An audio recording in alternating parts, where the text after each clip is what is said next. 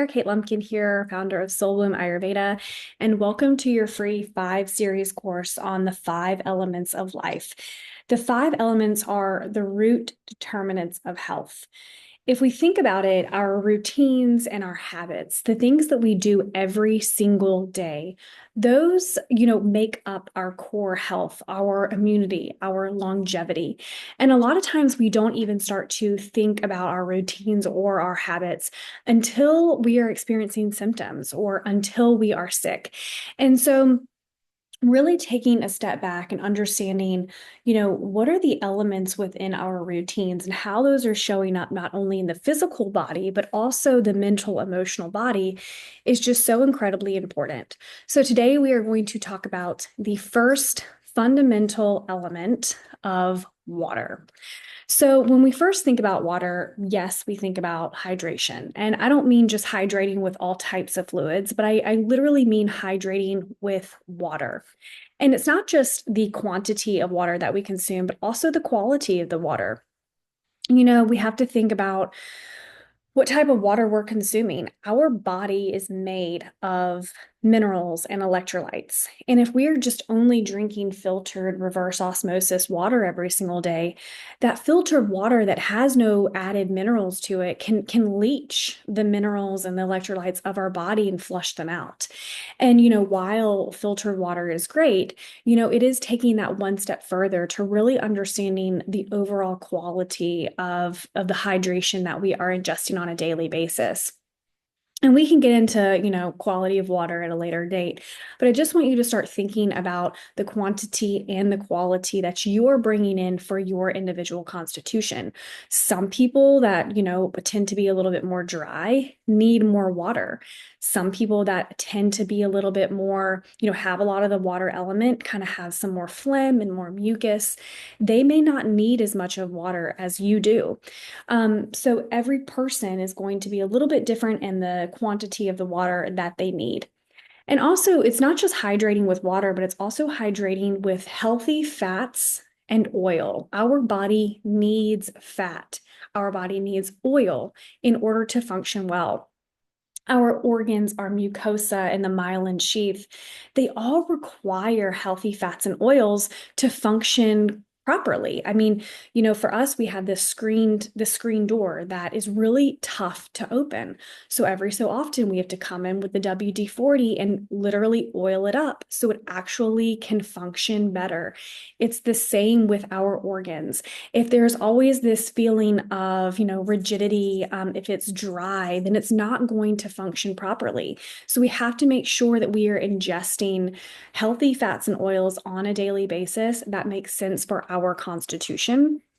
So the literal functioning of our bodies is optimal.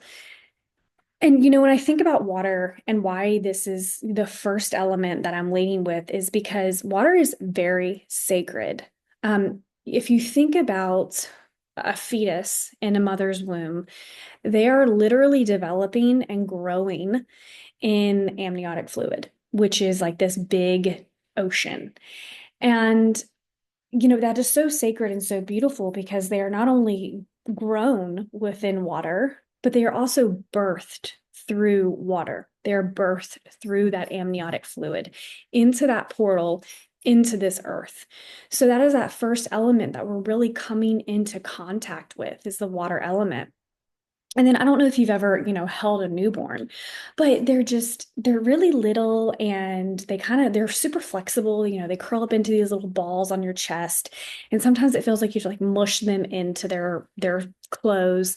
But the element that is most predominant at birth for all humans is the water element. They're squishy little babies. And for the first 6 months of life, that is really the element that is most predominant in our physical body. And if you think about it too, with an infant, what are they eating? They are ingesting breast milk or formula. They are really only ingesting fluid for those first few months of life. So water is just essential to the overall physical health of our body. When we think about the lymphatic system, that is our immunity. that is our immune system. That is the quality of our lymphatic system, is the quality of our longevity. When we think about water, that can show up on our body as sweat and urine, but the quality of our lymphatic system and how well, how healthy our lymphatic system is really essential to our overall health. And just some ways that you can start to think about how is the water element showing up in my physical body is think about your skin. Do you have dry skin or is it moisturized? That's the water element. Do you have dry eyes? Do you have cracking nails or really dry hair, dry eyes, dry, mucous membranes? Are your stools dry? Do you often experience constipation? Those are all signs that there is not enough of the water element in the physical body. A few others that, I personally deal with is cracking and popping joints. That is showing that, those joints and that cartilage isn't super hydrated well. So for me personally, the water element is something that I am, in the physical sense, always having to be very mindful of on a daily basis of how to bring in very quality, quality water element to feel my best. And let's shift a little bit into the mental and emotional standpoint of the water element. The water element is the predominant element of our relationships. So when we think about the relationships that we have and just like our emotional buoyancy, the water element is going to show up in the way that we find ease within our relationships. Or do our relationships feel like we're always butting heads? There's always like rigidity or heat there in our relationships. Or does it feel easeful and easygoing? I'm a pretty visual person. And when I think about the water element in terms of the emotions, and like a mental standpoint, I think about being on a lazy river. You're laying on this float and you're just kind of laying back. You can feel like you can close your eyes and the water just kind of gently flows you along the lazy river. And it's the same with the water element within our mental, emotional body. Can we find a flow in life? Do we feel like there is ease in our life? Or are we just always like in this stressful state? And I'm not saying that every single, the water element is totally depleted from your life if, you have some hard moments during your day. Like that's life, right? That there's modern day stress.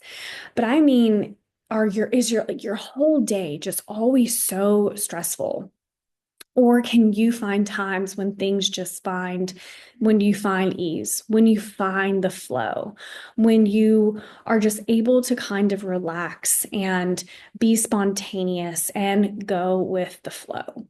So I want you to just kind of think about that for a moment. Are you able to relax? How is the water element showing up in your mental, emotional body? How are your relationships? Do you feel relaxed in life? Do you feel like there is ease? And then also over the next couple of days, really notice how the water element is showing up in the physical body. What kind of foods are you ingesting? Do they feel juicy? How much water and the quality of the water are you drinking? What is your skin and how are your bowel movements? Do they feel dry? And then maybe over the next couple of days for you to find some balance with this water element, just start making sure that you're taking in high quality water, healthy oils and fats. So that is a very quick and high level overview of the water element. I hope that you learned something today.